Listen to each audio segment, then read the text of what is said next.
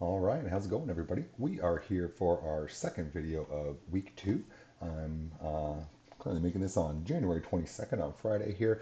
We're going to look at section 6.4 today. We're going to expand on what we saw in our previous video. We're going to keep on expanding how we define our six trig functions so that they can handle dealing with any angle rather than just some special angles rather than just angles in the first quadrant. So today we're going to expand to all general angles, and then next week in section 6.5, we're going to look at the unit circle approach, and this is going to be our in a sense, a redefining of how we think about our trig functions. That's going to encapsulate all of our information that we've already come across, but is going to give us a simpler way to visualize the values that we've been computing here, which is going to greatly increase your ability to, as I discussed last video, kind of memorize some of the values that we're interested in here, stuff like that. So again, so last class, we pinned down every angle that we are responsible for in the first quadrant from 0 to 90 degrees. Today, we're going to try to talk about the remaining three quadrants of values. Notice in the direction that I just moved my finger there, that was indicating a positive direction of rotation. We're also today going to discuss negative directions of rotation as well. So we're going to really expand to all possible angles are now on the table as far as today's lecture goes. And again, in 6.5, we're going to get a simpler way to visualize how do we think about all those quantities there. So in 6.5, we're not going to get any new capabilities in a sense, but we are going to get a better way to think about all of them so that it's easier for you to be able to come up with this. Because in a sense, we've now got like kind of a ton of stuff that's out there that we expect to be able to know. The unit circle is going to help us, not going to give us new information. It's going to help make the information that we got in 6.3 and 6.4 a little bit easier to manage.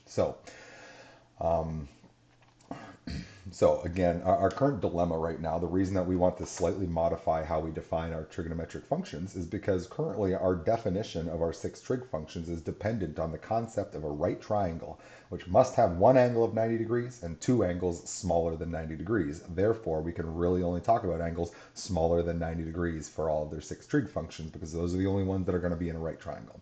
What we therefore want to do is expand our definition a little bit of being required to be within that one right triangle there. Think about how we can incorporate more angles into the availability for these functions here. So what we're going to do is we're going to look into the second quadrant to get started here today. Remember, the first quadrant is where things are positive x values, positive y values. It's where the angles between 0 and 90 degrees live. The second quadrant, therefore, goes from 90 to 180 over there. And so let's just draw a generic angle in quadrant 2. I'm not saying any particular angle, just something in quadrant 2 out here. So remember that we've got our Q1, our Q2, our Q3, and our Q4, the four quadrants of a graph. And I'm saying let's just draw one over here in Q2. So what I'm picturing for myself when I draw this angle is that we have our initial side and our terminal side. Initial side is always for an angle in standard position. The initial side is always the positive x-axis. My terminal side is why I say this angle lives in quadrant 2, because its terminal side points into the second quadrant. The angle has been rotated a positive amount of theta. There's no value in us actually saying like a number for theta right here. We're saying it's some amount of angle that's clearly between 90 and 180 or between pi halves and pi radians right there.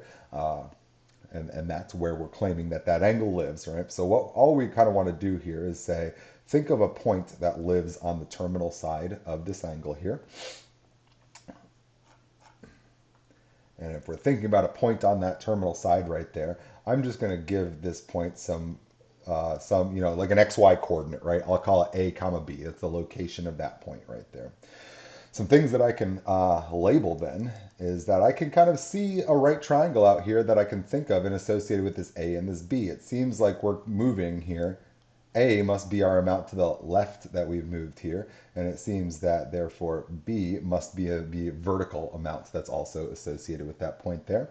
And because, and this is sort of me alluding to what's going to happen in section 6.5 up above, that we're going to in a sense transition to thinking about circles rather than triangles when we think about our trigonometric functions. I'm going to label our distance from the origin to the point distance. It's pretty common to think of this as like a radius right there. It's a distance from the origin to a point right there. So I'm going to go ahead and label that guy R. So one thing to notice here is that in this triangle, we've got r, we've got some length a, and we've got a b. According to the Pythagorean theorem, we're going to have that a squared plus b squared equals r squared.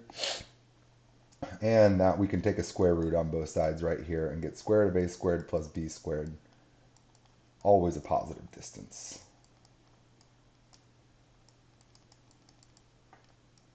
Right. So one thing that's important about this generic triangle that we're going to write right now, that we're going to use for the rest of the day here, is that this distance from the origin to some point of interest, it's always a distance measurement, and so therefore it's always a positive measurement. However, you should notice very, very importantly that this point exists to the left of the y-axis right there. It seems that we went in the negative x direction to arrive at that point, but we went in the positive y direction to arrive at that point, right? We did go up at the positive y value here, but we did go to the left. So we should be observing a negative x value here. So I'm going to say since AB is in the second quadrant, it must be that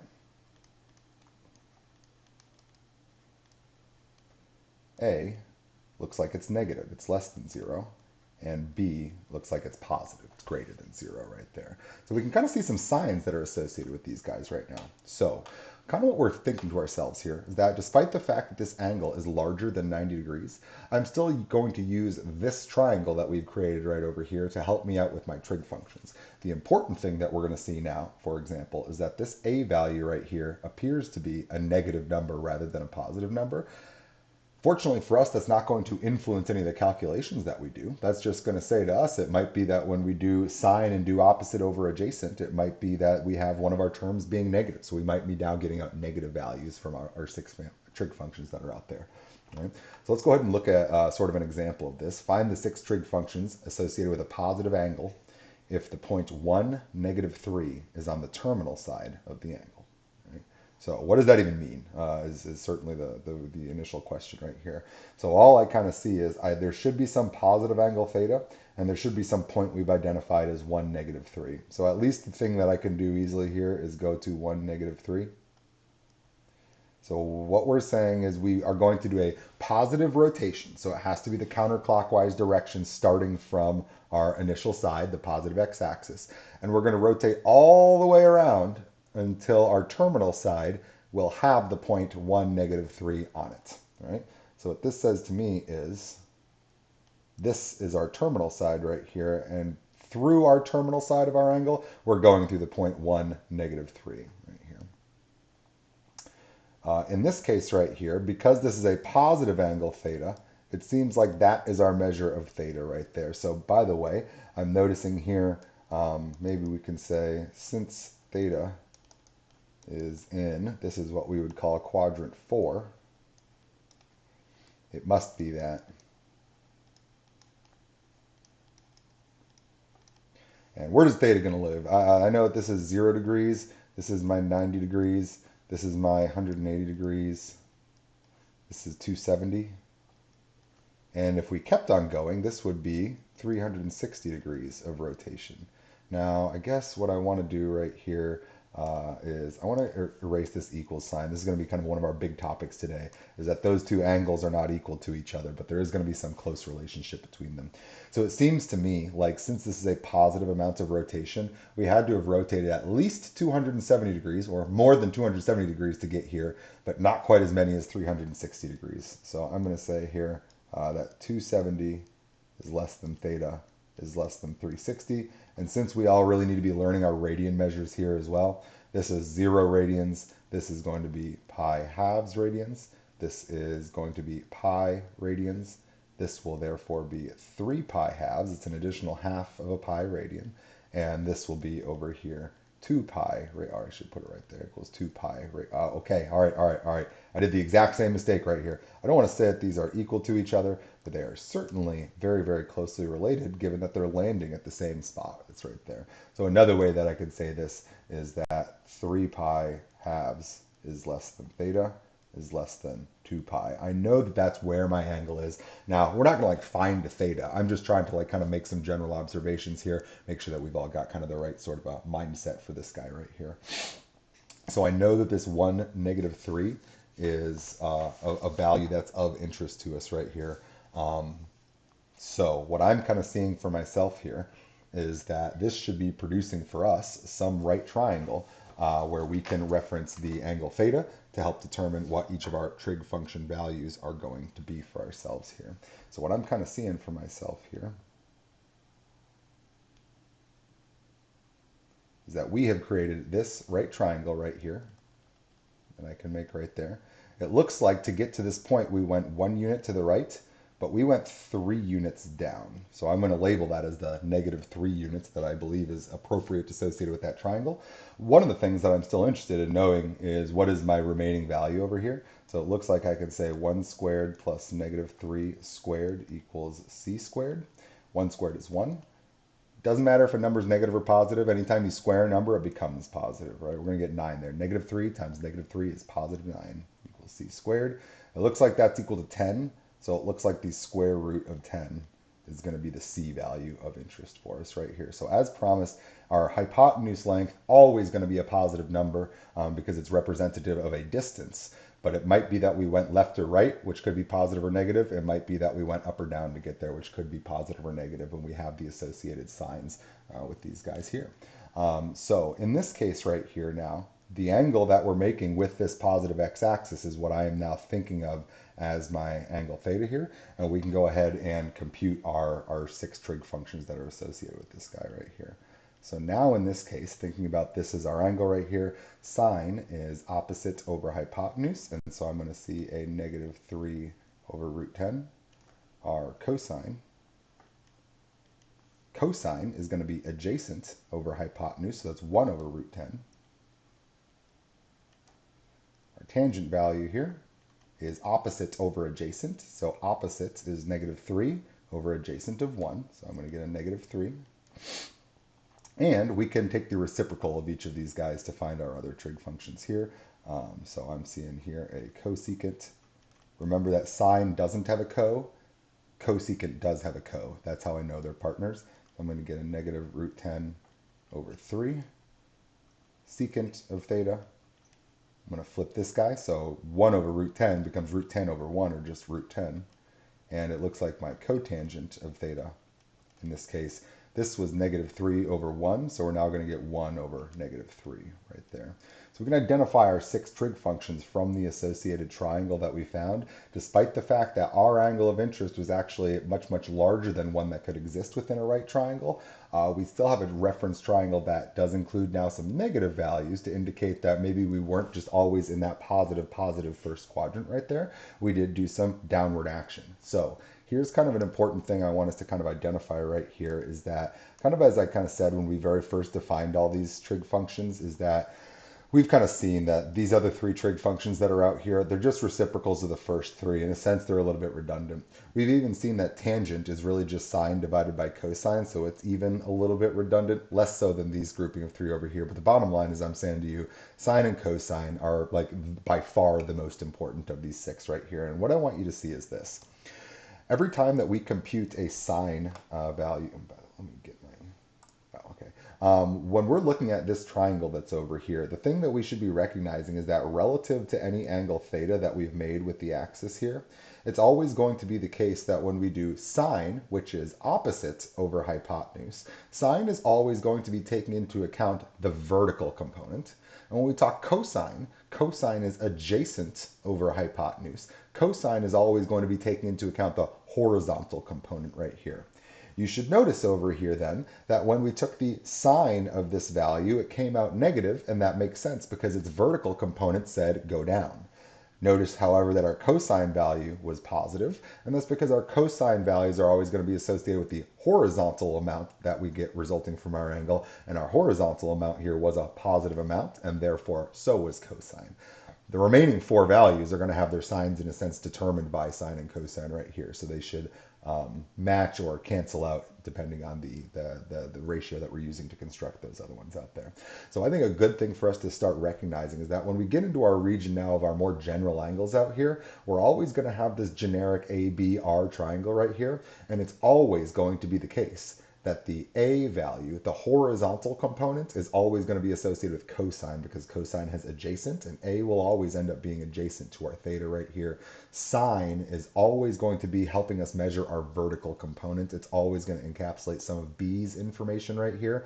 And so the sine of B is always going to match the sine of the sine function. That's always a tough one for me to talk through right there, because R is always going to be a positive number. It will never alter our sign. The sign alter the positive or negative. I got to just start saying positive or negative. R is always going to be positive, so it will never influence the outcome of whether or not that was going to be a positive or negative ratio. And yes, so good call right there. I was kind of thinking about that. The question is, should we alter the way that we wrote some of these? It's certainly the case that these guys have those irrational denominators right there. So maybe we want to do like the hit it with the root 10 over root 10 and write this as root 10 over 10. Technically, that's good form to do that. I'm going to be, so what my statement to you is this. I really care that you pretty much never use this reference right here for our cosine of 45 degrees, for example, and that we always write this as root 2 over 2. And that's just kind of for convention. There's just no math textbook on earth that's ever going to leave it in this form. It's always going to be in this form. It's a quantity that you're just going to want to recognize. On the other hand, this 1 over root 10 over here is kind of special to like one particular math problem right here, and therefore I'm slightly less concerned with getting it into a form, since it's not like I expect you to like recognize root 10 over 10 or anything like that. The general process of rationalizing a denominator is something we should be able to do.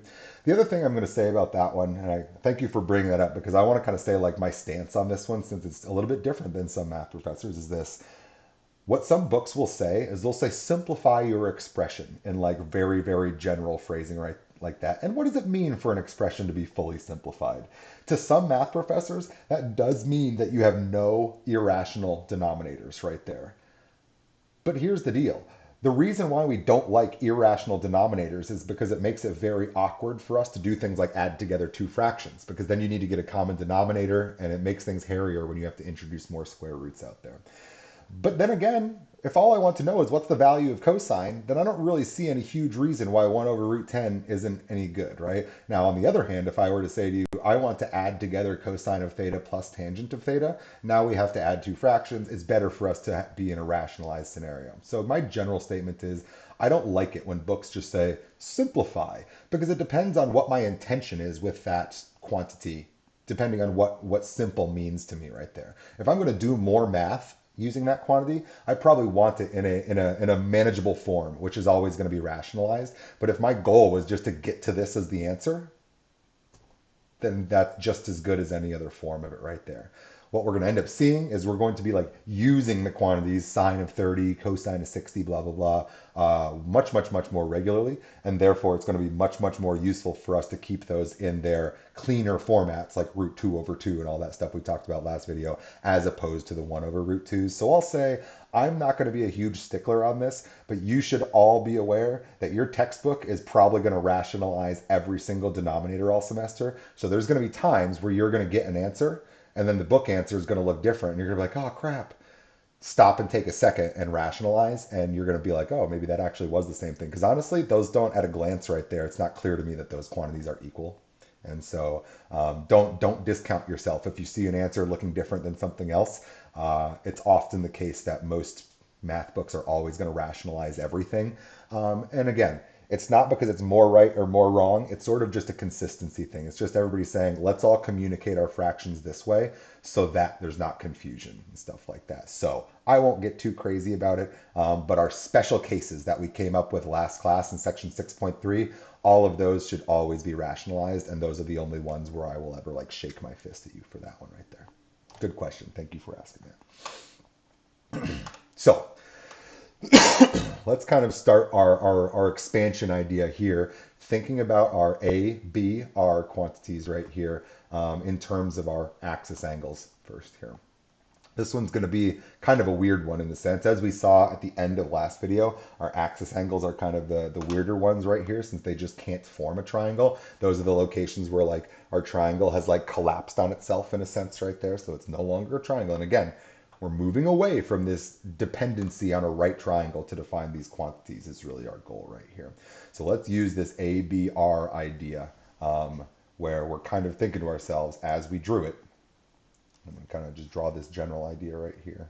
Um, we've got some point that we're measuring A and B and R, where we're thinking of A as the horizontal component.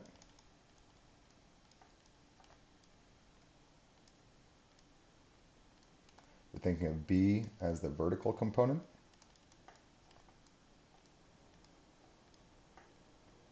We're thinking of R as the distance from the origin.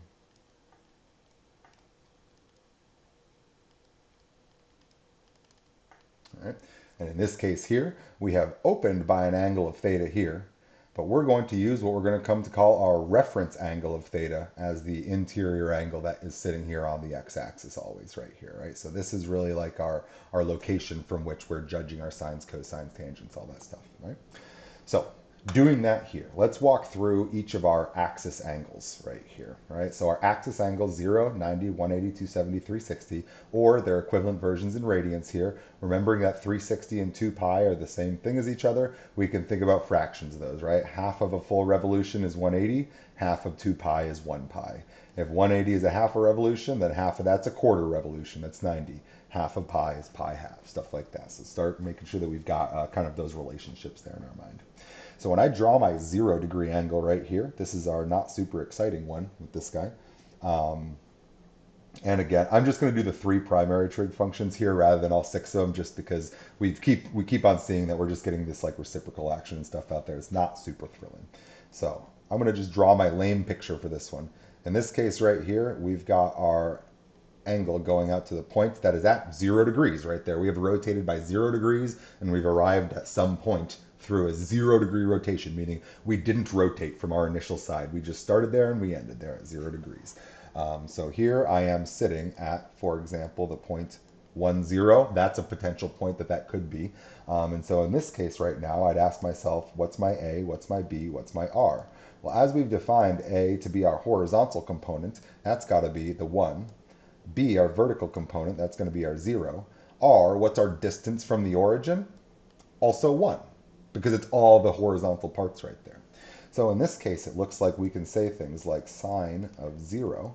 Well, sine of 0, and again, if I reference sine from our generic triangle out here, sine is going to be opposite over hypotenuse. It's going to be b over r. Right? And b over r here is 0 over 1, and that's 0. So that's our justification that sine of 0 is 0 in our general angle format here. Similarly, cosine of 0, well, according to our picture here, cosine of 0 is a over r, or cosine of a general angle with our general angle picture is a over r. It looks like a is 1 and r is 1, so we're going to get that the cosine of 0 is 1. Finally, the tangent of 0, tangent relative to our generic picture here is opposite over adjacent. It's b over a. And b over a here is going to be b over a, 0 over 1, and that is 0. You should also notice that tangent is the same thing as sine divided by cosine. Sine of 0 is 0, cosine of 0 is 1, and we did get 0 over 1. So it exactly matches right there. And obviously that should be the case. So this is a little bit of a confirmation for us. It makes us feel good that we kind of did the right thing right there. All right? So let's do this a couple more times. Dividing line right there. So our next picture here for 90 degrees, we're now sitting at a point that we have landed at by rotating by 90 degrees. A possible point that this could be for ourselves right here to think about is 0, 1. I can identify what I think my A, B, and R values associated with this are based on our definitions, and we'll find our trig functions by thinking about a more general triangle. Again, we want to not be dependent on a right triangle for these trig functions, but it's always good to have a generic picture in your mind that typically has a triangle in it. It's usually helpful, but we don't want to be dependent on that. But there's always helpful pictures to imagine out there. Our horizontal component in this case, how much horizontal action do we have? Well, it's 0 right there. We did no left or right relative to the origin. But B, our vertical component, we did go up by 1 unit. And how far away from the origin are we? We're 1 unit away right here. So again, we can do our sine of 90, our cosine of 90, and our tangent of 90. Again, we're going to get the same b over r, a over r, b over a relative to this triangle right here by our same SOHCAHTOA. So I'll go ahead and copy those. And we can identify what those are going to be here. b over r, 1 over 1, that is 1. And it's 1 because all of our motion was in the vertical direction. So the vertical trig function, sine, captured all of it. None of our motion was left or right. Cosine captures none of our horizontal motion, none of our motion was left or right. Since cosine captures horizontal motion, we shouldn't have any cosine quantity right here, and that is in fact the case. 0 over 1 is 0. Tangent is the ratio of the two. Tangent should be sine over cosine, or opposite over adjacent. But you should see that no matter what way you look at it here, we're getting 1 over 0, which is undefined. And by the way, another thing that I see people typically writing for these is DNE for does not exist. That's another good thing to indicate. An important thing to know is that and again, this is just harder in an online class. If you're doing written homework and you leave an answer as 1 over 0, I am going to count that wrong because it is so important for us to know that 1 over 0 is not a sensible quantity. That is literally not a number. That's saying taking steps of size 0, how many steps does it take to get to 1? Well, there's not a number of steps because you're never going anywhere. So there is no number that is represented by 1 over 0. So even if 1 over 0 is in a sense the right ratio, that's not a number. And so therefore it's not a legitimate answer, undefined or DNE or no tangent value here. Reasonable things to say for that guy right there. So we did our first two, and notice that the nice thing about our first two is that we had positive horizontal motion and positive vertical motion. Now when we go to look at 180 and 270 over here, we're going to see that that's not the case. So we're going to get some ever slightly more exciting answers, and then we'll get to the question, the big question here, what about 360? So 180. If I've rotated by 180 degrees, then that means that starting from the positive x-axis, I've rotated around to be on the negative x-axis. A possible point that this could be representing is -1, 0. And again, I want to define my A, B, and R components here. Again, keeping in, I'm like happy with my formatting right here. Stay on the screen stuff. There we go. Still thinking of these definitions, still thinking of this as my generic representative triangle right here. We can still label all these guys. So A, our horizontal component. Our horizontal component is we went left by 1.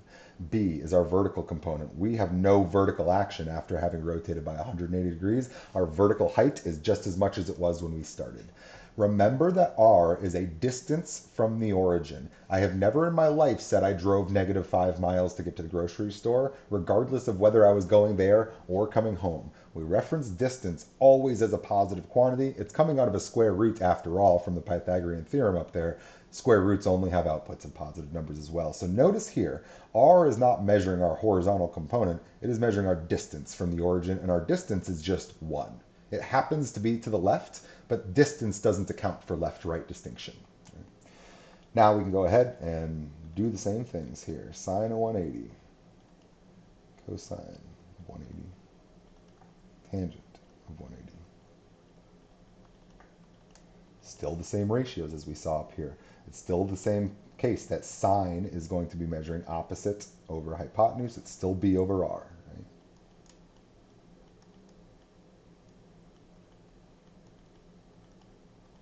In this case here, B over R, 0. A over R, -1 over 1 is -1. I should write out the fraction here. And B over A, 0 over -1. Is going to give me 0 for that guy right there. So notice we're now getting exactly what we kind of expected to get. Since there is no vertical action associated with this point right here, sine, the function that's going to help us measure our vertical components, had a quantity of 0. On the other hand, our cosine, which measures how much horizontal action did we get from that amount of rotation, all of our action was horizontal to the left, and therefore we got -1 as our quantity. Tangent's just the ratio of sine over cosine. 0 over -1 gave us 0 right there. Finally, and I think we can at least make some predictions now for what we're going to get for 270. We should see that when we rotate by 270 degrees, that we have exclusively vertical components and that they're negative. So I should be expecting here to get a negative value for sine, and I should be expecting to get 0 for cosine. Cosine measures horizontal stuff, sine measures vertical stuff. We only have vertical stuff, and it's down. Right? So here we're at the point 0, -1. We've got our A, our B, our R. If A is our horizontal component, that's 0. B is vertical, that's -1. R is our distance from the origin. Always a positive number for that guy. And so we can say sine of 270 B over R.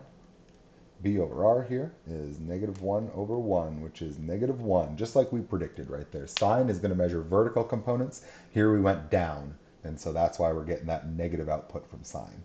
Cosine measures our horizontal components. Here we have no horizontal component, and so we're expecting to get 0, and A over R is in fact 0/1. Finally, our tangent is sine over cosine. So what are we going to get here? Well, it looks like we're getting another division by 0 right here. Now, part of my issue is that I keep on saying to you, oh, sine is measuring the vertical stuff. Cosine is measuring the horizontal stuff. Well, what's tangent measuring then? That's a bit harder of one to see. We're going to be able to see it once we talk unit circle next week. I kind of expect right now that you're ever so slightly dissatisfied with what is tangent doing. If we're able to give these descriptions to what sine and cosine are measuring, why can't we give such a simple description for tangent? We kind of can. It's just going to be much more helpful for us to get into our circle stuff in our next section before we talk about that. But in any event here, what I can see we're getting is a little -1 over 0 here. So B over A is -1, B over A is -1/0 is undefined. And again, I'm going to like put a line through that because it's not a number. It's not even an appropriate thing to, like, you can write that, but you better write next to it undefined or DNE to let me know that you know that that's not even literally a number. It's a bad math expression right there, divided by 0, right? So this is good. What we've just done is we've defined all of our essential trig functions for our axis angles, which are some of the most important ones because they give us some of these cleanest numbers here. Here's some other things that we can see. Another relationship that I'm identifying here is it seems like all we're getting is a bunch of zeros and ones out here. You should notice that in any triangle, it has to be the case that R is always, always the longest side. These 4 diagrams that we just did are these special cases where our triangle is like collapsing on itself. So rather than having one longest side, the hypotenuse is matching one of the legs in length.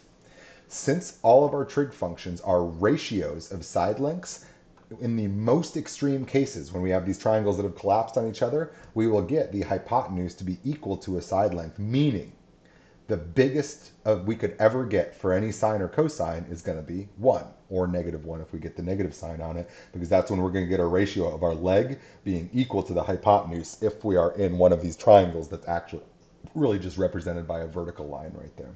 So one of the kind of our takeaways from these guys right here is that all of our sines and cosines are always going to live between -1 and +1. It's not possible for us to get anything bigger than that, because if we did, that would suggest that we had a right triangle where one of the legs was longer than a hypotenuse, and that's not physically possible. The hypotenuse will always, always be the longest leg, and the hypotenuse is always what we're dividing by in sine and cosine, right? So this will be one of the features of sine and cosine that we'll come to identify in our next couple sections right here a little bit more formally, but I think it's nice and easily visible based on the work that we just did right here. So the next thing we want to talk about here is, well, isn't 360 degrees also an axis angle? I mean, if we go 360, it should be the same thing as this one, right?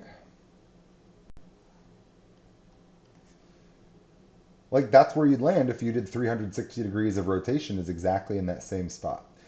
And what I kind of want to say here is it should sort of be the same thing as 0 degrees. And when I say it should sort of be this, I guess that's my question is, what do I mean when I say it should sort of be the same thing? And so the question really is, in what ways are 0 degrees and 360 degrees the same? And in what ways are they different?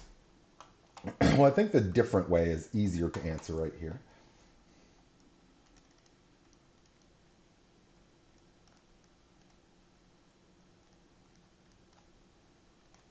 There are different amounts of rotation, right? The angle itself is not equal.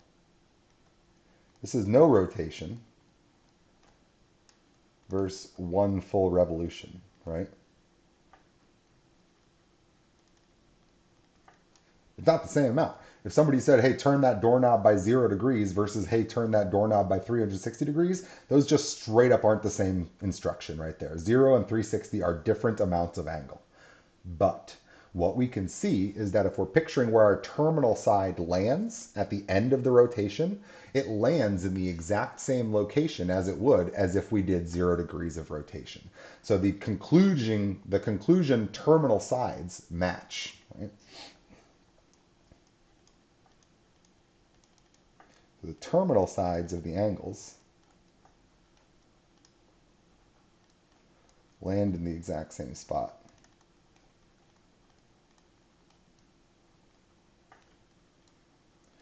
Because we measure all of our trig functions based on the initial and terminal sides of an angle, if the initial sides are the same and the terminal sides are the same, 0 and 360 should have all of the exact same trig function values. It shouldn't make a difference whether you use the number 0 degrees or 360 degrees in any of our 6 trig functions. The number of degrees is different, but applying the trig functions to them will produce the exact same results.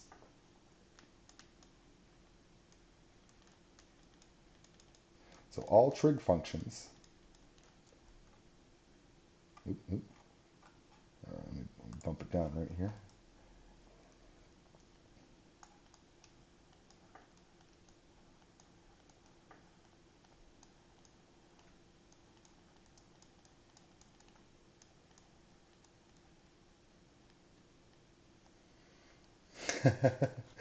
The speed of rotation is infinite, then they're the same amount of angle.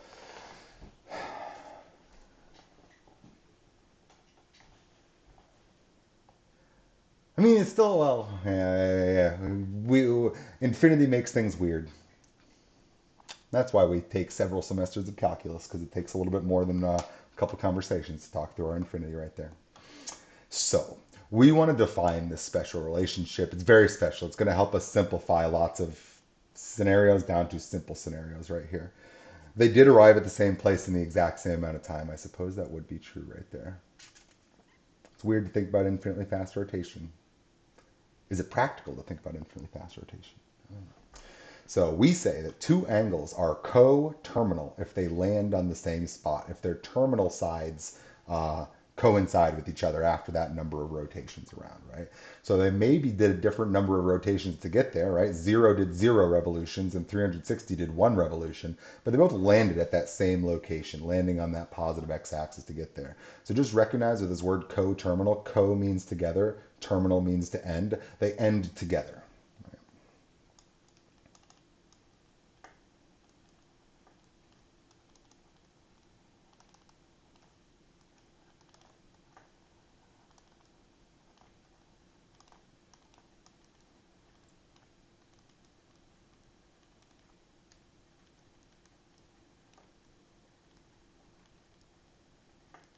So So while the two angles aren't equal, 0 degrees is not equal to 360 degrees, their trig values will be equal because we determine all of our trig values based on those initial and terminal sides. Right? And those terminal sides agree. The initial sides agree because they're always in the standard position. So what we can do then, let's identify a bunch of coterminal angles right here. What angles are coterminal with 30 degrees? What angles are coterminal with 7 pi 6? 700. So what I'm going to do is I'm going to plop down a 30 degrees right in the middle right here. And so what I'm thinking to myself is we could open up an angle of, and again, I'll keep my arm same place I had it last time, right? 30-degree angle right here. We've opened up by a 30. But what we could do is we could rotate by an additional 1 full revolution and land here again. Another full revolution and land here again. We could do 17 full turns and then an additional 30 degree to land back here again, right? So what I can do is I can always just add 360 degrees to get to my next coterminal angle. So 390 would be my next one. This says do a full revolution of 360 and then go ahead and add 30 degrees. And good call right there. We can state a general formula for our coterminal angles exactly. So I can add 360, I can add 360, and this would get me, for example, here 750. And we could keep on going forever. There's an infinite number of angles that will all land on that same place. Alternatively, you should notice another interesting thing that we could do is we could also go the other direction. We could do some negative rotation. I could have landed at that rotation, at that angle from going the other way around and getting to 30 degrees right here, having never traversed the 0 to 30 degree region right there, right? Go the negative amount of rotation. So it seems like this would say to me that negative 330 degrees is going to have all the same trig function values as, for example, 750 degrees. These two angles are co-terminal with each other.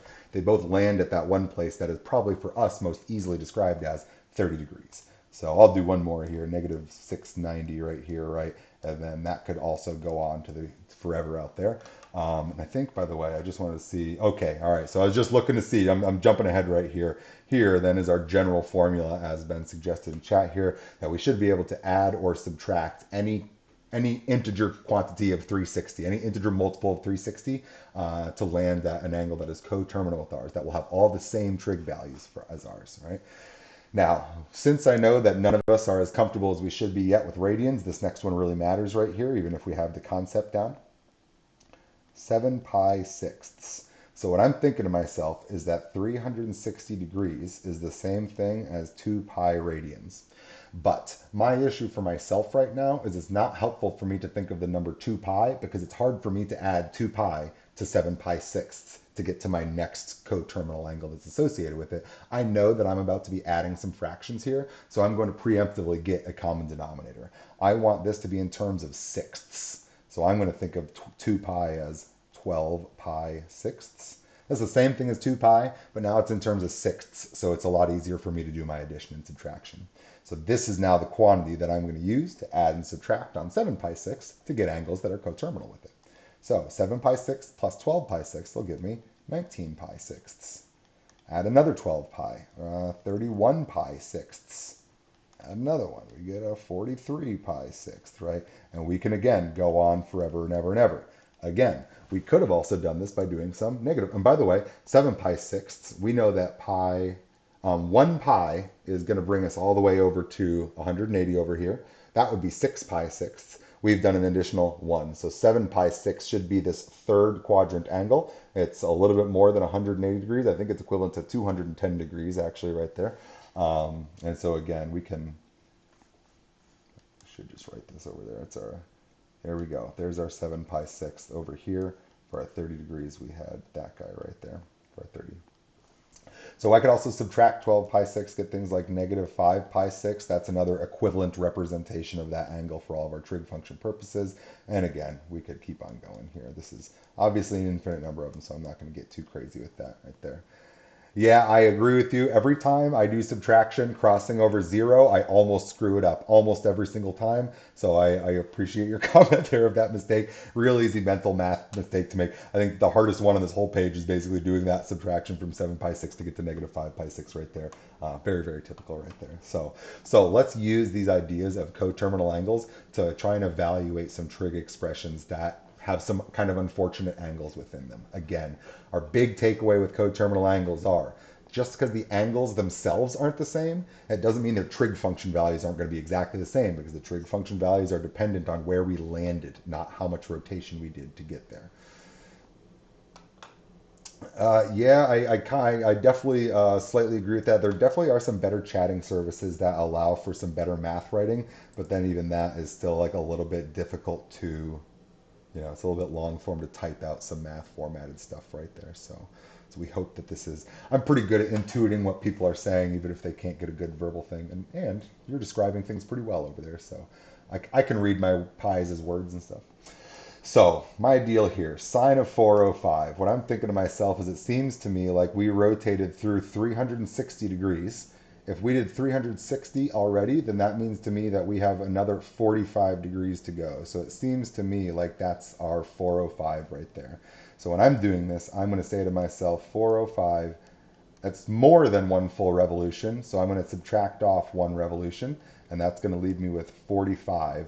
And so I'm going to say that sine of 405 degrees is going to be the same as the sine of 45 degrees. I just chopped off one of the additional rotations that had happened in there. Now, sine of 45 is one of the ones that we know from last class period, and I should just draw these over here now. This is our 45.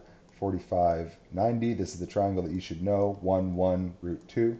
And so we can see from this diagram right here, sine of 45 opposite over hypotenuse. That's our 1 over root 2 that you guys are always going to rationalize. And I like never have written that expression in my life. It is just root 2 over 2. I multiplied by root 2 over root 2. So there's our sine of 405. It's root 2 over 2. Now, tangent is 1620. That one looks like a little bit bigger of a bummer here for us. So let's go on down the trail here. 1620. And maybe this is a good place for you to just bust out your calculator. The trail of angles that I'm seeing that are the same as this one right here, I'm going to subtract 360, and that's going to get me to 1260. And then I'm going to subtract off 360, and that's going to get me to 900. I can do that one in my head. And then I'll subtract off 360. I'm still doing all these extra rotations that aren't necessarily of interest to me, right? 900 take away 360 is going to be 540. Take away 360 again, and we're getting 180 there.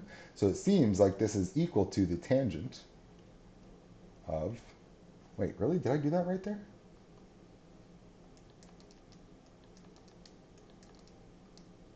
Oh, yeah, okay, all right. No, I was talking myself out of it for a stupid reason right there. I had thought that I left all of these in the first quadrant only, and when that one wasn't, I was like, huh?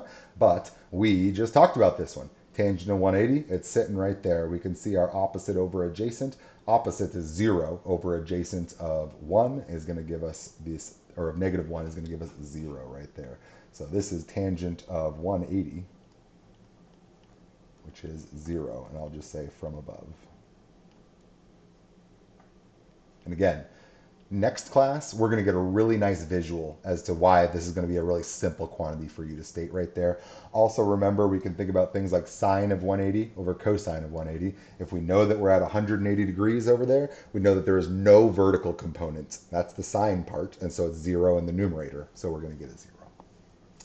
Let's do it again. Cosine of negative 7 pi fourths. Well, the reason negative 7 pi fourths is uncomfortable for me is because it's negative. I like to deal with positive angles, and I hope that they're in the first quadrant, but I really want a positive angle that doesn't have bonus additional rotations in it that we need to chop off.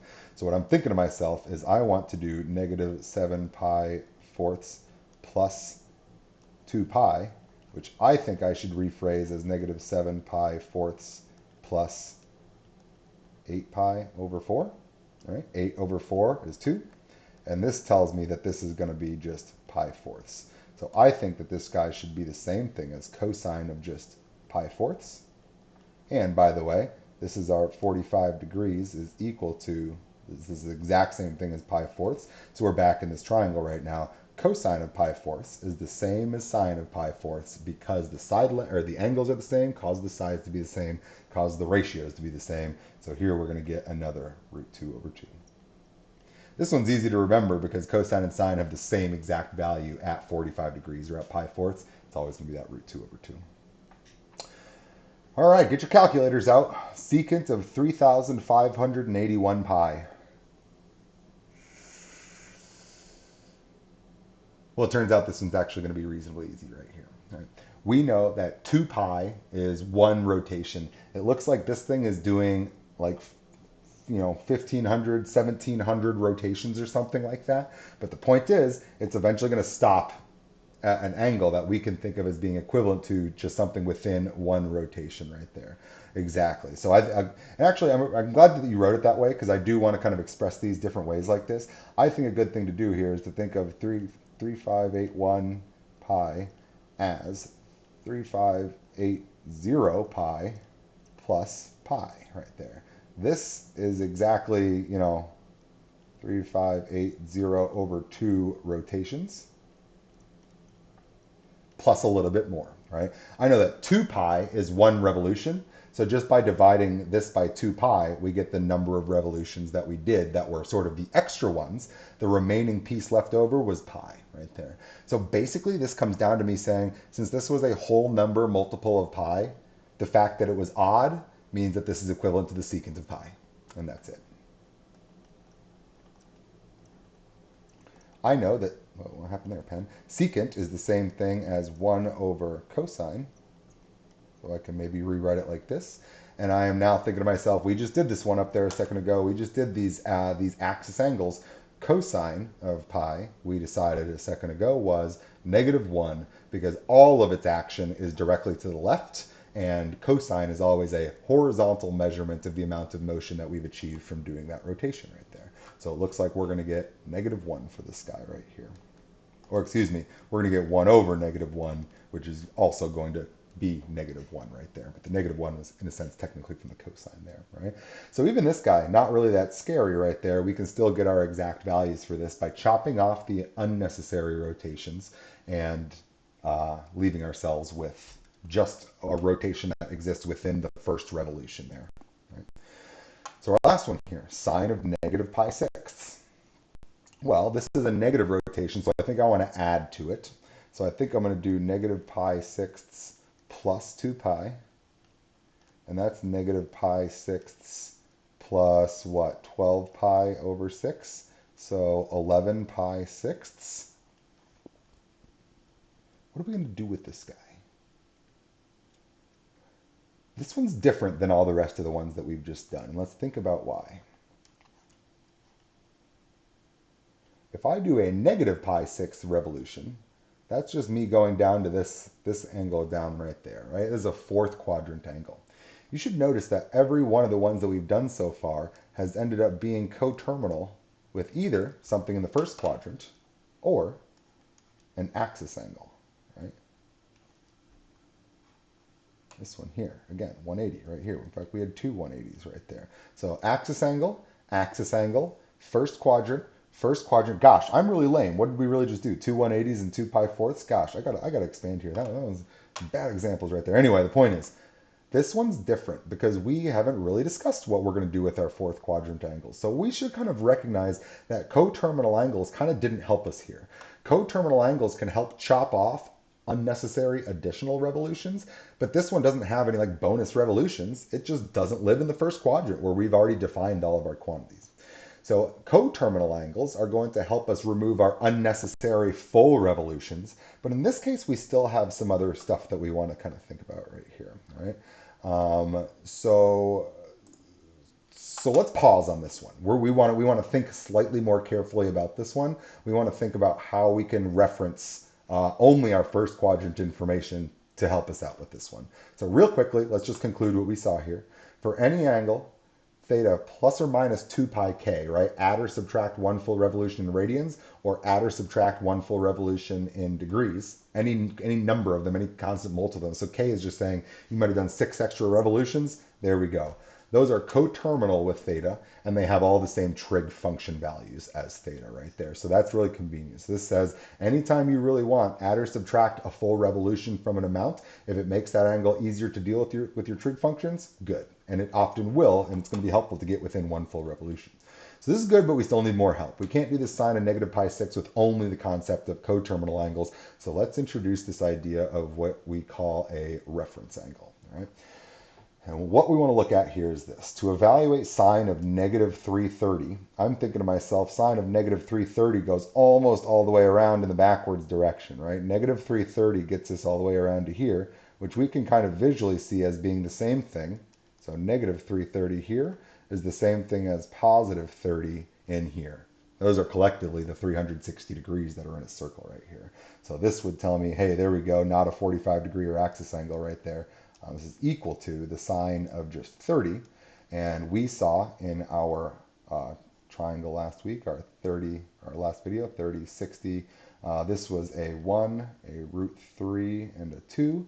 And so our sine of 30 was opposite over hypotenuse. That's just going to be 1/2 right there. So we can do things like sine of -330. And again, the reason why we already know this one is because it landed in the first quadrant. It's the only place we've identified things as the first quadrant and the axes. We still want to get all the other quadrants, right? Sine of 150, though, we're kind of in a tight spot, right? It doesn't have a coterminal angle in the span of 0 to 90. It just is 150 degrees. Those are the only angles for which we currently know our trig function values. What we want to do is consult what we're going to call a reference angle that is in quadrant 1, so that all we have to learn is quadrant 1.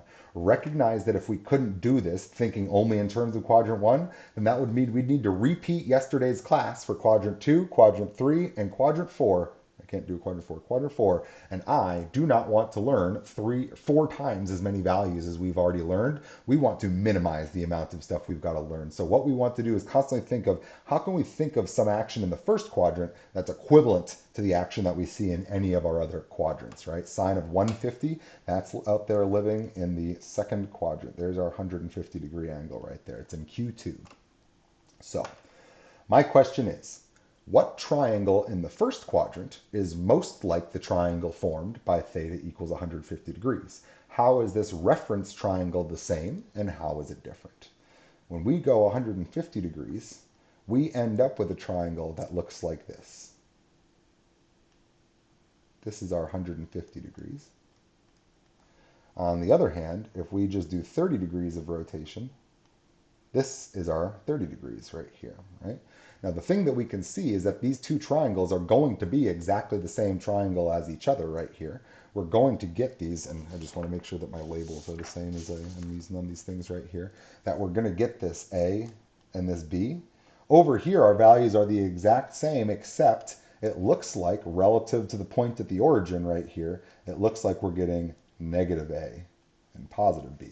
The triangle's dimensions are the same, but one of them moved to the left and one of them moved to the right. The same distance, the distance of A, but a negative and a positive nonetheless right here. So here we would say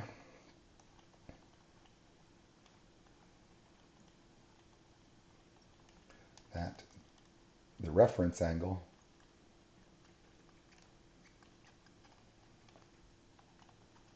for 150 degrees is 30 degrees, right? That's saying to me, since 150 degrees will form a triangle with identical dimensions as a 30 degree angle would form a triangle of, give or take some positive or negatives, this is a good angle for us to use to think about the action associated with 150 degrees right there.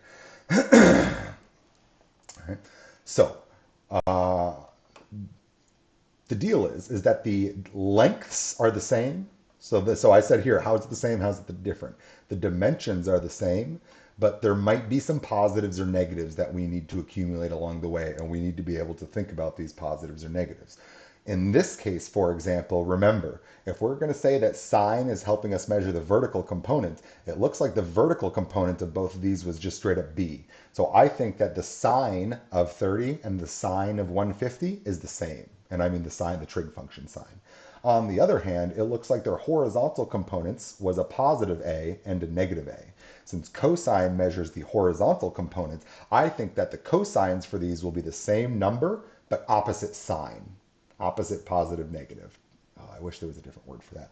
There is a word for that. It's called parity. Is the positive negative thing right there, but nobody uses that word right there. So there we are. So again, the heights are the same, so the sines are the same. The widths are opposite, so the cosines are going to be opposite. Can I bump this down? Whatever.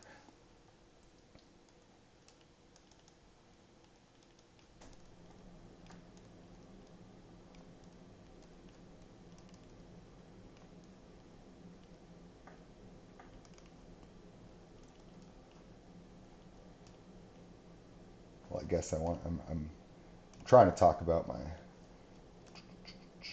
150 here.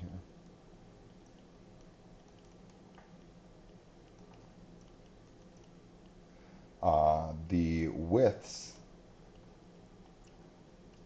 are equal but opposite. Right? Equal in magnitude but opposite, positive, negative. So we're going to see that the cosine of 150 is the negative of the cosine of 30, which will give us negative root 3 over 2 from our above triangle that's up there. All right. So what we want to do is exactly as we're saying in chat here, be lazy, right? First quadrant is the only place where you need to learn things. All other angles, we want to think about how they relate to those first quadrant angles. Otherwise, you would just have to memorize just a crap load of stuff. And we're not trying to do that. We're trying to memorize the least we can memorize while still knowing everything. And that means know your first quadrant really, really well and think about how it relates to the other three quadrants. Right? So how do we find reference angles in general?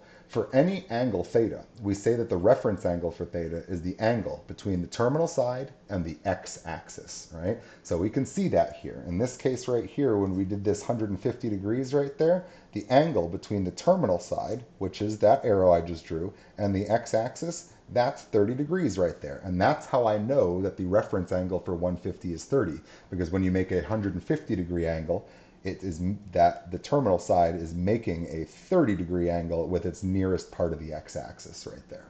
Right? That's my reference angle guide. So let's do a bunch of these. Find the reference angle for each stated angle. To do these, I'm just going to draw pictures to help myself out. And importantly, we're going to get a little more comfortable with radians here, right? So just a quick little sketch here. I don't need much. I know that 1 pi fourth is a 45 degrees. So there's 1 pi fourths, 2 pi fourths, 3 pi fourths right there.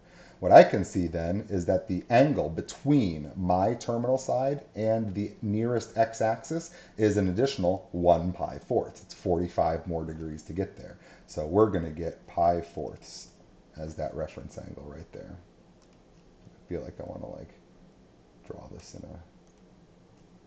do this in orange or something.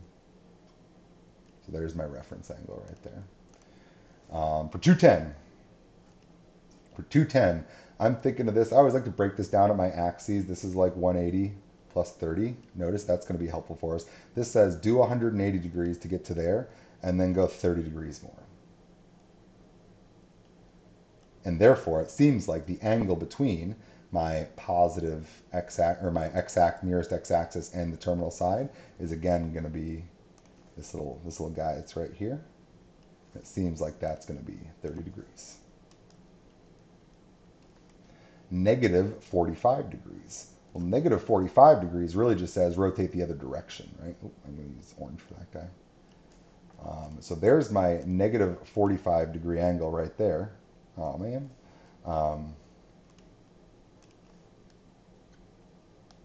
There's negative 45 degrees. My reference angle for it, though, is always going to be this positive angle between the terminal side and the axis, and therefore my reference angle for negative 45 is going to be, positive 45 degrees right there. It's not the same. Those are two different angles. Negative 45 is in the fourth quadrant. Positive 45 is in the first quadrant, where your knowledge lives. That's why we want to use positive 45 for that guy. Finally, negative 300. I'm thinking of this as saying, I don't know, we go like 90, 180, 270. So if this is, sorry, I'm doing this wrong. Negative 300 is a negative angle, so I want to go the other direction. So I'm going to go negative 90, negative 180, negative 270, plus a little bit more means that there's my negative 300 right there. So this is my negative 300. What's the angle that it makes with the positive x-axis? Well, the remaining degrees to go, it seems like, is 60. Right, so there's my reference angle location. Now, this case right here, it turns out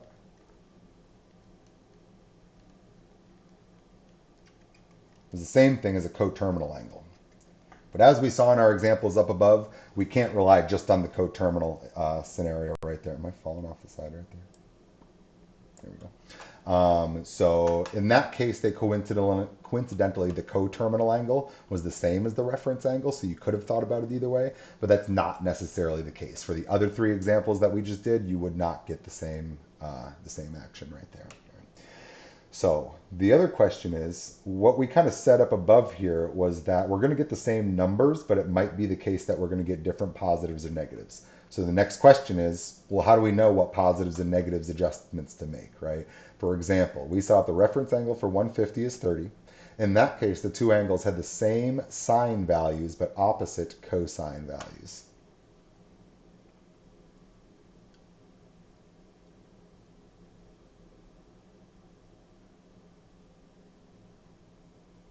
And so, yeah, have good. What you're saying right there is legit because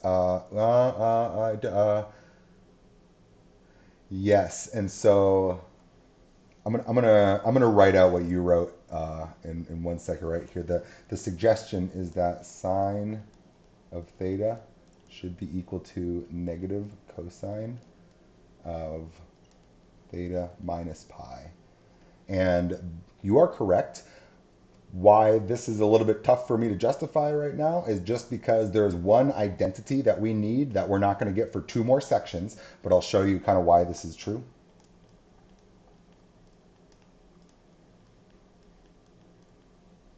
So what I'm going to do is I'm going to factor out a negative from yours. The identity that we are going to come to find is that that we're going to get to pop out this negative right here. And this is now back to exactly being our, or wait a minute. No, that's with our pi halves right there. That's with our 90. Uh, uh, uh, uh, uh, uh. So is that true right there? In either event, let's see, sine of theta equals sine of theta minus pi over cosine of theta negative cosine. And really, I think I could just draw it. Is I think the easier thing to do right there.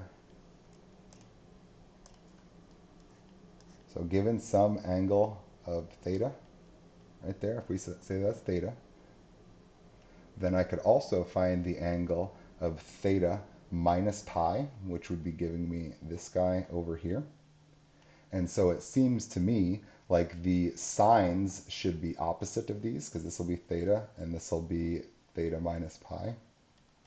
It seems like the sine values should be the same but opposite, and the cosine values should be the same but opposite. But I don't think they get that direct relationship right there, because one of them should be 1/2 and one should be root 3 over 2.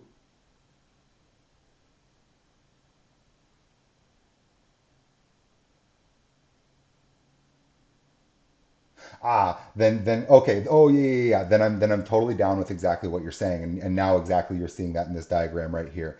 If I add or subtract 180 degrees or pi from a certain angle, then notice that this takes our positive cosine and makes it negative.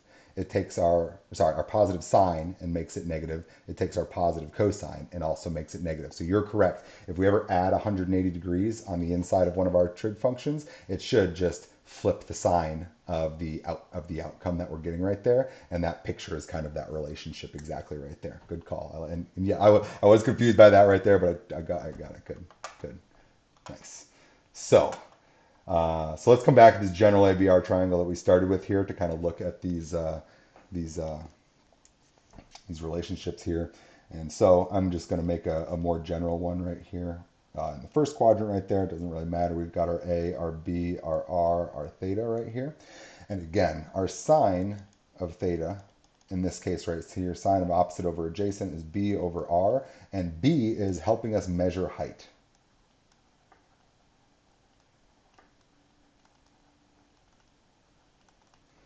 Cosine is A over R. It's a measure of width. And I'm not saying it is the width. It's a way to measure the width. It's not exactly the length of that leg of the triangle, but it's helping us measure width in a proportion with the hypotenuse. Right. So the bottom line is sine is going to help us tell if we're up or down. Cosine is going to help us tell if we're left or right by looking at the positive negative that's attached to it out there. So what I'm going to do is I'm going to come back to my axis right here, and we're going to think about what's going on here in Q1, in Q2, in Q3, and in Q4. What I can see here is that we should have if we're in quadrant 1 with any of our angles, then that means that we went up. That means that we're going to have a positive sine value. And if we're in Q1, we also went to the right. That means that we're going to have a positive cosine value. If your angle at all is in quadrant 2, then that means that you went up, which means you should have a positive sine value. If you're in the second quadrant at all anywhere, then that means that you went left, and that means that you're going to get a negative cosine value. If you're in quadrant 3, I don't care where you are in quadrant 3, you have gone down, and so you're going to get a negative sine value. If you're in quadrant 3, then you went left, so you're going to get a negative cosine value. If you're in quadrant 4, you went down, so you're going to get a negative sine value. And if you're in quadrant 4, you went right, so you're going to get a positive cosine value right there. This is the same thing as just saying what's the sign on a point in space in any of these quadrants right here. Sine and cosine are kind of giving us, they have the same relationship with positives and negatives as just a point in space would in any of those quadrants right there. So our sine is a measure of the height, cosine is a measure of the width right there. And again, I'm going to emphasize that this is just, it's not literally the height and the width of the triangle, but it is a semblance of it to where we at least can trust the positive negative that's attached to it right there. And they're kind of, they're ratios with one another, right? So this tells us what adjustments to make, right? So again, as our example a moment ago, when we did our 150-degree angle, if 150 degrees we know is in the second quadrant, what that means is, one, I can just use my reference angle of 30 degrees to compute my magnitudes of my sines, cosines, tangents, etc. But I know what sign, positive or negative, I want to stick on it based on our little idea right here that the sine value of 150 is going to have to be positive. The cosine value of 150 is going to have to be negative because it's an angle that landed in the second quadrant right there. The number I'll get from the 30 degree, the reference angle. The positive or negative I'll get from thinking about what quadrant it landed in and remembering that sine helps us measure height, cosine helps us measure width. So let's bring all of this together for our kind of our concluding activity here now. Based on this generalization, we can simply inspect each quadrant of the coordinate plane to determine what sign, positive or negative trig function is associated with each angle. Examples, bring it all together. So let's find a bunch of these guys out here and see if we can do some of these. And then we'll look at some that are a little bit weirder. That'll be our last one right there. So sine of 135 degrees. I'm thinking to myself that 135, that's like 90 plus 45. So I'm thinking about where to draw it. So my reference angle is going to say, think about sine of 45. Sine of 45 is root 2 over 2. Q2 for sine says that we should be positive since I know that we went up. And so we are going to get positive root 2 over 2. Right? The root 2 over 2 that I got came from just thinking about my reference angle in the first quadrant, but I wasn't sure if it should be positive or negative. Then I recognized that 135 degrees is in the second quadrant, which means that we ended up having moved up from the origin, which means we had a positive vertical component, so that's a plus sign right there. So I am getting positive root 2 over 2. Cosine is 600. My first thought here is 600 is more than one full revolution. So let's go ahead and chop off some revolutions right here. I'm going to chop off 360. That's going to leave me at 240. 240 is less than one full revolution. So I'm kind of done with my coterminal angle parts right there. I don't have any additional revolutions to chop off. But I do now need to be able to think about where 240 is in the plane out here as far as our amount of revolution, right? So I want to get a reference angle and I want to choose if it's positive or negative. So I'm thinking to myself, 90, 180, that's 270, that's a little bit too far. We want to go 30 degrees fewer than 270. So I'm picturing that we're going down there for 240 degrees, right? More than 180, less than 270. So it looks like my reference angle here, if this is 180, and if this is 240, then this must be 60 right there. So I'm thinking to myself, I need to know what the cosine of 60 is. That's going to give me the magnitude of my number. We're thinking back to our triangle from last class here.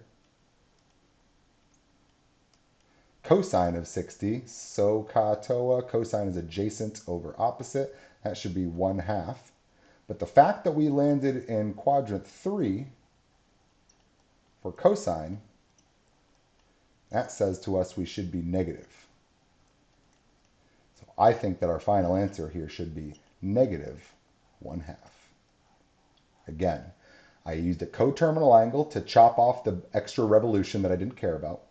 I then found the reference angle for 240 degrees by drawing it and recognizing that there was a 60-degree gap between our terminal side and the x-axis. The cosine of 60 degrees is 1/2. But we weren't really looking at the cosine of 60 degrees.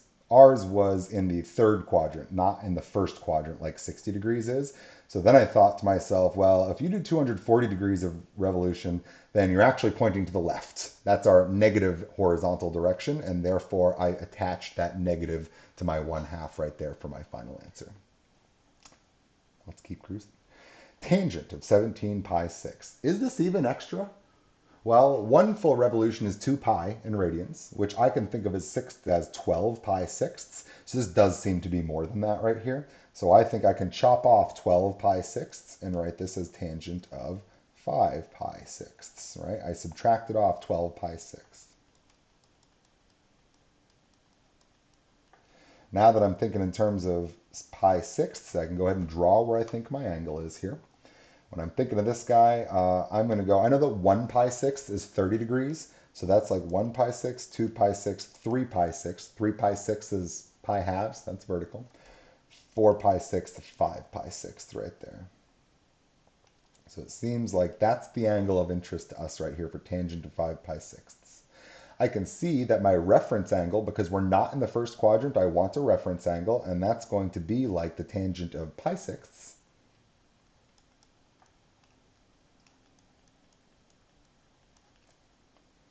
This should be sine of pi sixths over cosine of pi sixths.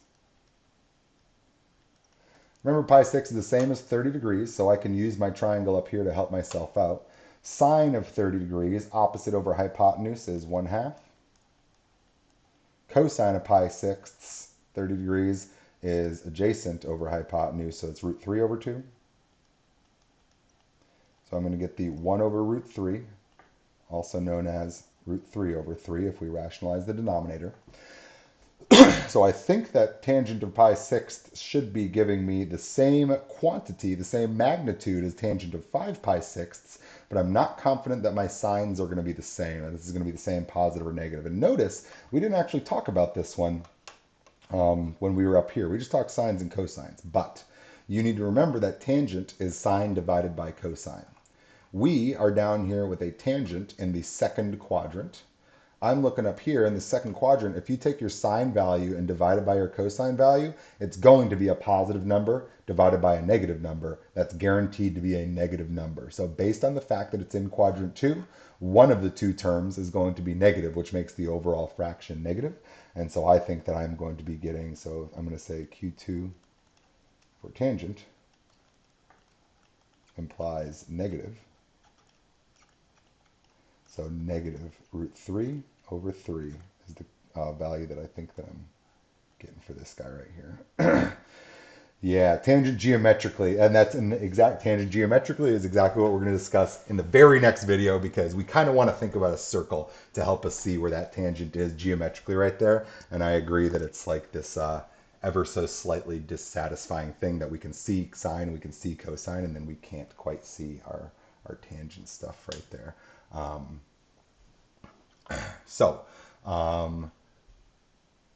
Yeah, let's keep cruising along right here. So I just kind of budged out our cosecant guy right here. Maybe I'm going to have to, well, let's just move him along down here. Our next one here, secant of 47 pi fourths. I can clearly see that I've got a lot of extra rotation in here, because that's like more than 10 pi. So I'm thinking to myself, I want to chop off 8 pi fourths at a time. That's 2 pi. So 47, I'm going to chop off 8 to get to 39. I'm going to chop off 8 to get to 31. I'm going to chop off 8 to get to 23. I'm going to chop off 8 to get to 15. And then I'm going to chop off 8 to get to 7.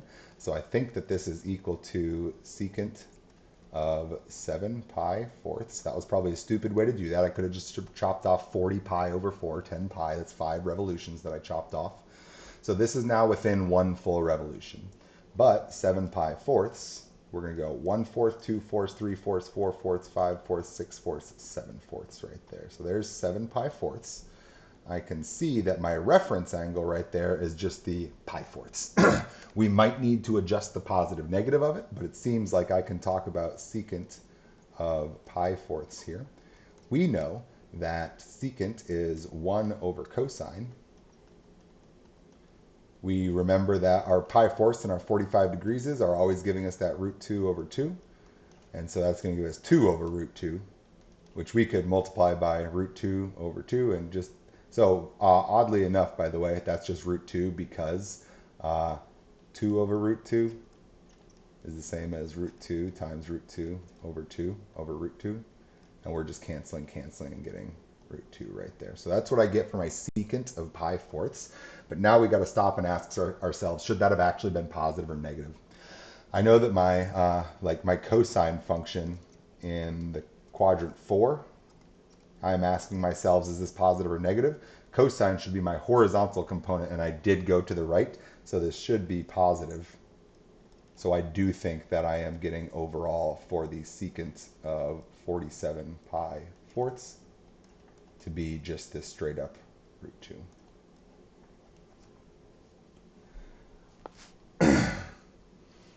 So, a couple steps in this one, but still, it's all just putting together these same three pieces over and over and over again, right? And man, apparently I just need more room for these than I'm ever going to give myself here. So let me chop these guys right here.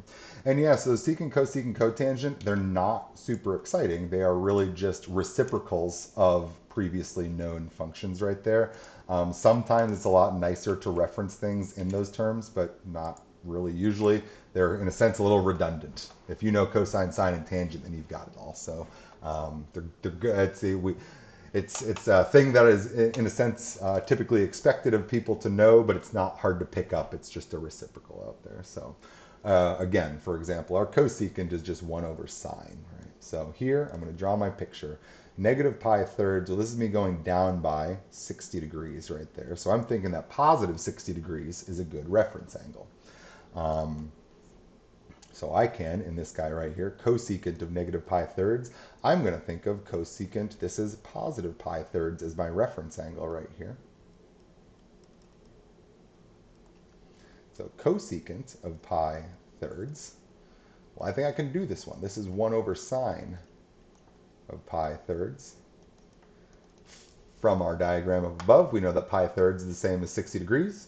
60 degrees, opposite over hypotenuse, it looks like a root 3 over 2. Since we're taking the reciprocal of root 3 over 2, that's really going to be 2 over root 3, which if we wanted to rationalize, we could hit it with a root 3 over root 3 and get 2 root 3 over 3. That might be our more appropriate way to write this. But now we got to stop and ask ourselves, was that actually correct? Well, I'm thinking to myself, sine in Q4.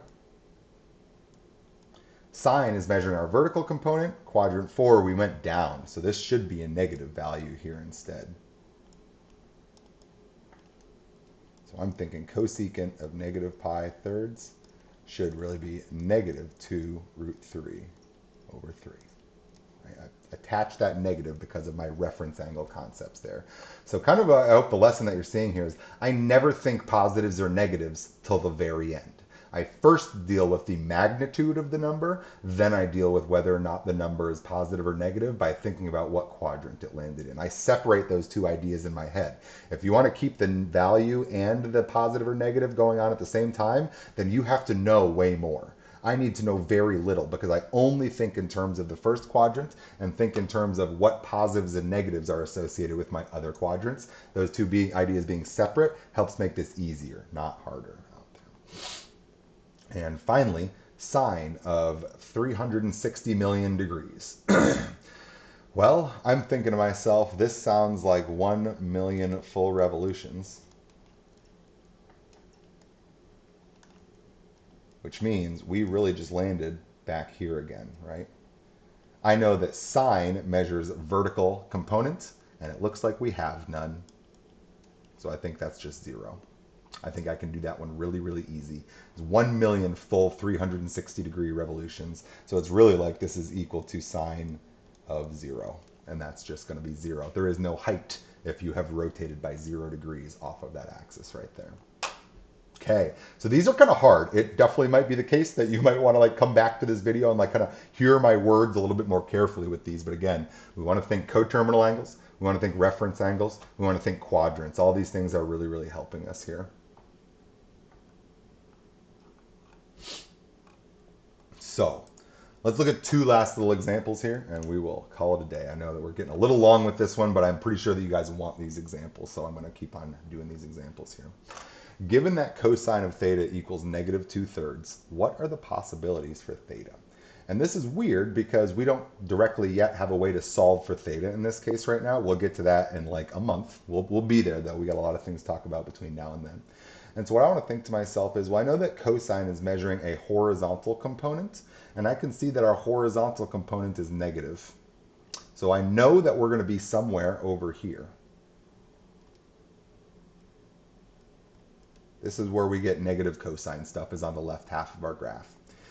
But what I'm knowing here is it's not clear to me if we're going to be in the second or this third quadrant. So I kind of think that there are two different possibilities right here. I kind of feel like there's either of those guys could be the one. I'm not really quite sure right there. It's got to be some Q3 angle or sorry, some Q2 angle or some Q3 angle there, right? So if we look at those, the possibilities for some cosine theta of negative 2/3, I'm really not sure. There should be multiple different angles that provide that. Both of these have the exact same reference angle. Both of these are going to be negative because they have direction to the left. So here, there are two different possible angles.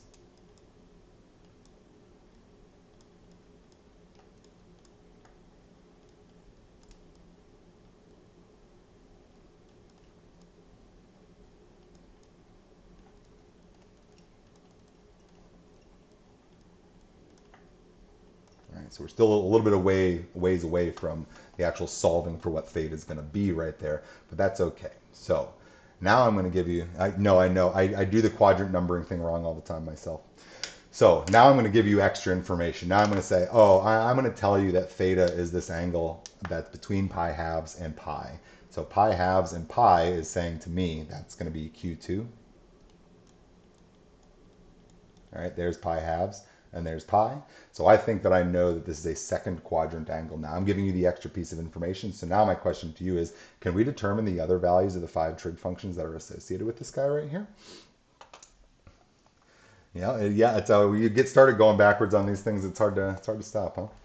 So there's several ways that we can do this. One of the ways that we can do this, though, is we can just think to ourselves, we are now thinking of an angle that must look something like this, right? So a couple things that I can do for myself right here.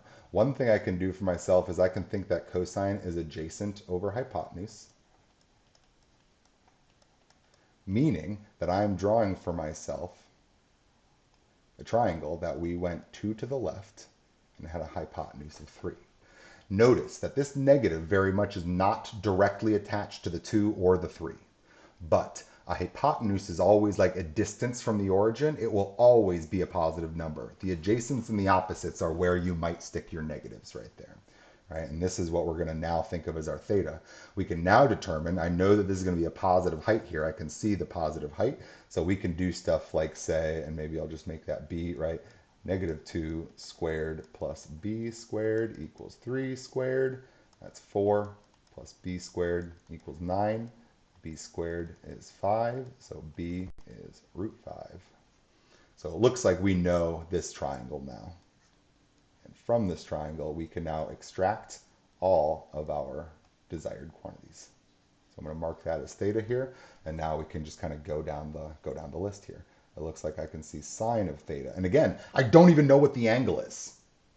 I don't know what theta is. I do know that if you were to take the cosine of the angle, you'd get negative 2/3. That's all I know about it. I still want to determine what all of our other trig functions must be relative to that. And I can see that now from the picture that I've generated right here. So now I can do things like say sine of theta, opposite over hypotenuse, root 5 over 3.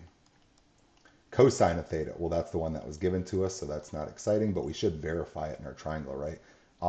Adjacent over hypotenuse, negative 2 over 3. Looks like I did that correctly. Our tangent of theta is going to be opposite over adjacent, so root 5 over negative 2. And then we just flip these guys to get our other trig functions right here. Our cosecant of theta is the flipped version of this, the reciprocal, 3 over root 5. We could rationalize it. I'm not going to right now. Our secant of theta. Now our secant, it's going to have to retain the same sign, right? Because secant is still helping us measure horizontal stuff, and the horizontal part's still left. And finally, our cotangent is going to be the reciprocal of tangent. So we'll get our negative 2 over root 5. Again, could be rationalized. I'm not going to do that guy right now, right?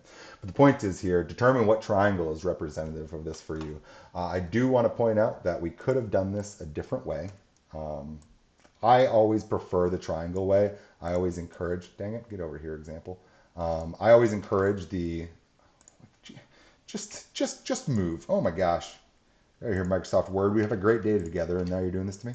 Our other option that was up here, by the way, is that we could have done this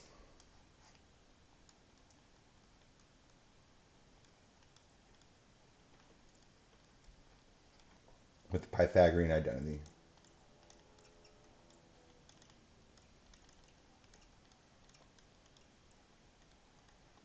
Right? We know our Pythagorean identity, so you should notice if you know the value of cosine, you can use the Pythagorean identity to solve for sine. If you know sine and cosine, you can take their ratio to get tangent. And if you know sine, cosine, and tangent, then you can take all three of their reciprocals to get cosecant, secant, and cotangent out there. So this is where only knowing one trig function's value should always get you to know 5. I always go the picture drawing route, but never forget that you do have a more algebraic route that you can go to get there as well. If you prefer to do that, there's nothing wrong with that. I don't know. I shouldn't say there's nothing wrong with that. You should be able to draw this picture. But if you want to go this route, that's okay. But man, coming up with these triangles, drawing pictures is always like a huge thing to be able to do in math. So I always want to encourage you to do that. Our final example here is very, very, very similar. It's got two little small differences. One, we're dealing with tangent first instead of sine or cosine. 2, this isn't a ratio, it's just a number. 3, I'm not telling you what quadrant we're in. I'm just telling you one of our trig values that are right here. All right. So yeah, and always having those two options is a really good thing to kind of remember here. So here's kind of the way that I like to think about this guy right here. If my tangent value is going to be -4, I think that a very helpful thing for me to always do is remember your trig functions are ratios of side lengths. Currently, my number is 4 or -4. I'm not worried about the negative right now. I want to think of this for myself not as being a number 4, but as a ratio. And so I am going to write this as a ratio. Any number is always itself divided by 1. And this is very helpful for me because now I can think about this as like an opposite over adjacent situation right here. I can draw a triangle from this right away.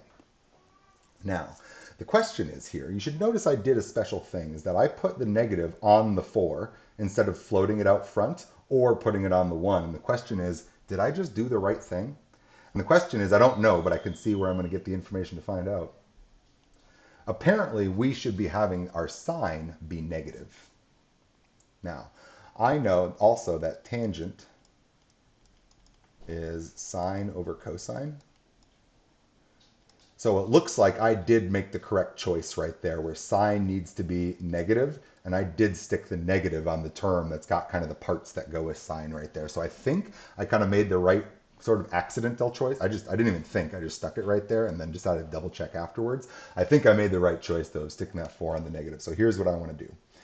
I want to draw a triangle where opposite of theta is -4. So here's, I guess, what I want to do. Let's draw a thing like this. So relative to some angle theta, we want to have opposite it. We're going to go down by 4. And adjacent's going to be to the right by 1. So stop for a second. And so like this might take a couple tries, right? Like I kind of had to think about this, and I've obviously thought about triangles, I'm assuming more than you guys have. It is okay for you to draw a triangle and then realize that it's not quite representative of the situation that you wanted it to be representative of, and you draw a different triangle. I mean, honestly, how many different orientations are there possible? It's okay to write something and be like, oops, different triangle, draw a different one. There's nothing wrong with that. Draw something on paper and say, is that what I want? There's just so few choices in this one. I think guess and check is a completely acceptable route to go about like kind of finding these. So the thing that you should notice here is that when I think about tangent of theta, I am going to get opposite over adjacent, which is -4 over 1, which is exactly how we describe this. I'm also seeing that my vertical component is negative, which agrees with the fact that sine of theta is negative right there. All right, so I feel pretty good about what I drew. Finally, I know that tangent is negative. Notice that if tangent were negative, that can mean that only one of sine or cosine is negative. If both sine and cosine were negative, then we should be getting a positive tangent instead. And we don't have that right here. We have a negative value for tangent. So I also expect my cosine to be positive. It needs to be, and I do have a positive horizontal distance that we've traveled here. So I think that this is a pretty good triangle to represent these two restrictions that we've been given. So again, let's find our hypotenuse. Let's find our trig functions here. I'm going to get 1 squared plus negative 4 squared equals c squared. That's 1 plus 16 equals c squared. And it looks like the square root of 17 is what we're going to get for c. So I can plop that guy in right there, and we can cruise on down the line. Sine of theta. I'm expecting a negative number. If I'm not, I'm wrong, right? And I got to redraw my triangle. Sine of theta. Sine is opposite over hypotenuse. Negative 4 over root 17. Nailed it. Cosine of theta. Cosine of theta. Adjacent over hypotenuse. 1 over root 17. Tangent of theta. This was the one that was given to us. I better get this one right. Tangent, opposite over adjacent, negative 4 over 1. Good. That matches what we were given. And again, our lame part to end right here is just flip them all.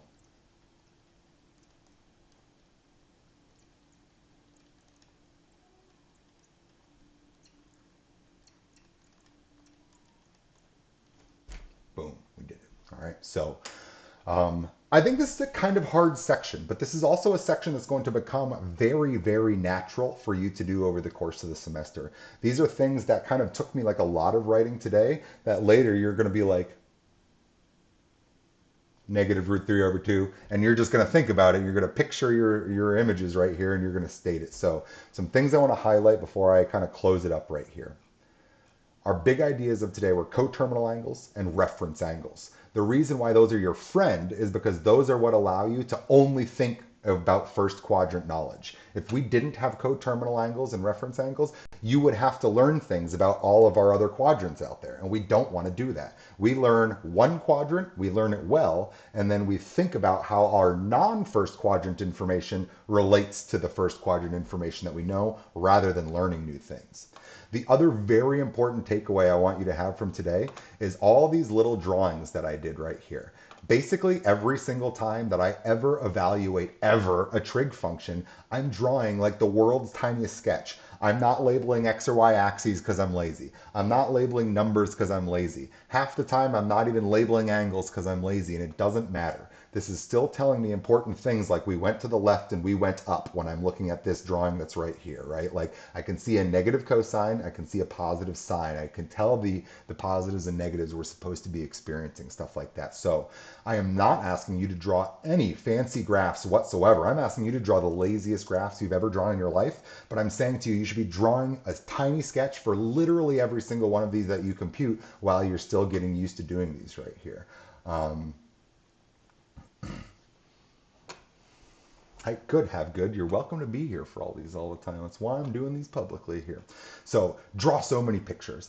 Other little things. 30, 60, 90 triangle, you should know that triangle, and you should be able to derive where those lengths came from. Where'd the other one go? Our 45, 45, 90 triangle, you should know that triangle right there. And again, just look around at all these crappy little drawings I did. So useful. You don't have to be some master artist. You don't have to be labeling 14 things on a graph. You need to flop down an angle and think about positives, negatives, think about amount of height, amount of width. In a very general sense. So don't feel like I'm obligating you to graph a billion things. These graphs should take you seconds every single time, and they should be very helpful to you. And like I've said, I've done a billion of these in my life, and I still draw these pictures every single time. When you guys look, if you look at like the keys that I'll make for my tests, I still have like the world's smallest little axis with an angle on it next to like every angle that I'm interested in. Do this for yourself. Do yourself favors. These aren't for me. These are for you. So drawing your little diagrams all over the place, super helpful. So thinking in terms of coterminal angles and thinking in terms of reference angles is how you have to memorize less, not more. So learning these things helps make sure that the only thing that you're truly responsible for is quadrant 1. All other information, we just think about how it relates to quadrant 1. So quadrant 1, we master. Everything else, we associate to. Right? So, as promised, starting next week or I will make the video on Thursday of next week to go into week 3, section 6.5. We're going to visualize all of this stuff in a little bit different way. That's going to help you get a visual sense of some of these distances a little bit better. It's going to help us do things like, how do I know when I'm getting, I think the hardest ones, by the way, right here are remembering like the 1/2 and the root 3/2s. I am going to get a way that you are going to easily be able to remember which ones are which and go with which ones once we talk about our section 6.5 stuff next week. So section 6.5 is in a sense not really going to give us much new content. It's going to give us a different perspective from which to view the current content so that you can actually retain it and know it for yourself. And again, you go take calculus next semester, absolutely it will be expected that literally every single problem that we just did today that you could do no problem without a calculator. That is a baseline expectation for Calc 1. So like it's not expected that you know it today, but after we work through this stuff for another week or two, it is expected. So always be quizzing yourself on this stuff. When you're doing your homework, don't look up anything if you can get away with it. Stop and really think your way through these things before you go do some lookup. Come back to reference this video to go through some of my examples here since I know these got a little hairy. I talked fast. These take practice at first, and then they don't take as much time and effort later because you're going to practice at the beginning. So a little long, but I wanted to get through a lot of these examples since there's some trickier problems that are out here. So I'm happy I did this as long as I did. So have good. Yes, let me throw, if you guys in the chat are interested in this here, real quickly, I will give you my YouTube link. So if you're watching these videos on Twitch, Twitch is going to delete all of my videos after 2 weeks. So all of my videos stay, so you can watch old videos that are up to 2 weeks old on Twitch. But I do upload all of these things to my YouTube page, which you can go to right there, and you can hit up my trig stuff. I've got a couple other classes on there as well, all free and publicly available for you right there. So yeah, I appreciate having people in here asking me questions. It keeps me on my toes. I would rather us be in person right now, and since we're not, I do appreciate the little bit of interaction that we have right here. So cool, man. It's good. It's good to have people here live in the chat. So thank you guys for being here. I'm going to wrap it up for today. And again, Thursday and Friday of every week, I'll be doing some videos here. So feel free to join if you're out there. Have a good one, everybody. Hey, Keena, see you later.